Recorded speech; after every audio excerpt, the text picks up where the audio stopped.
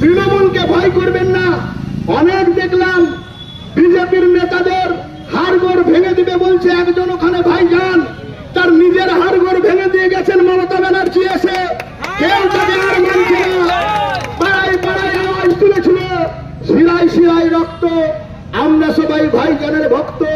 ভাইজান কলারটা উঁচু করে ভাবলো, আমি বীরভূম জেলার সভাধিপতি, হজ হাউস বানিয়েছি জেলা সভা, এই জেলা পরিষদটাকে আর বীরভূম জেলাটাকে আরব সাম্রাজ্য বানিয়ে দেবো।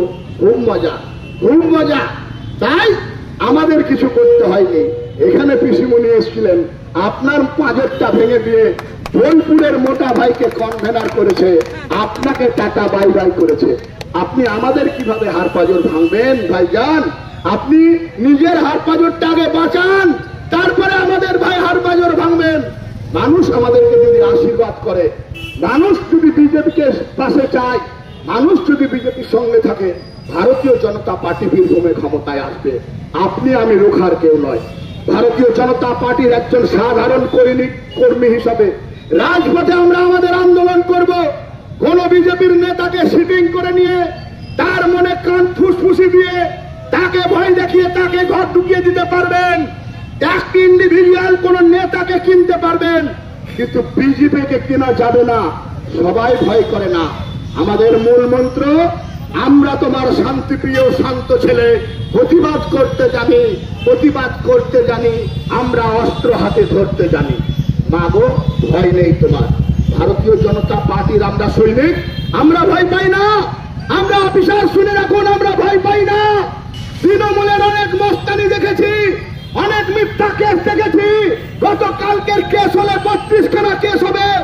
আমাকে এখনো কি কেস দিয়েছেন আপনারা জানাননি। হিউম্যান রাইট কমিশনের কাছে আমি যাব, উত্তর হবে। হাইকোর্ট খোলা আছে, আইসি সাহেবকে তার জবাব নিশ্চিতভাবে দিতে হবে। একটা সর্বভারতীয় পার্টি, যে পার্টির সভাপতি, বীরভূম জেলার সভাপতির দায়িত্ব ভারতীয় জনতা পার্টি আমাদেরকে দিয়েছে, আমাদের কর্মী সমর্থকদেরকে বিনা কেসে আপনি 24 ঘন্টা 40 মিনিট আপনার থানার যে সিসিটিভি আছে সেই সিসিটিভি অনুযায়ী আটকে রেখেছেন। এর উত্তর আপনাদেরকে হাইকোর্টে গিয়ে দিতে হবে। অনেক অত্যাচার হয়েছে, অত্যাচার সহ্য করব না। আইন আইনের মতো চলবে, আমাদের গণতান্ত্রিক লড়াই চলবে। যারা হাইকোর্টের দেওয়া রায় মানতে পারে না, যে বাংলার পুলিশ হাইকোর্টের নির্দেশকে উপেক্ষা করছে তৃণমূল কংগ্রেস, তাদের কিছু করতে পারছে না।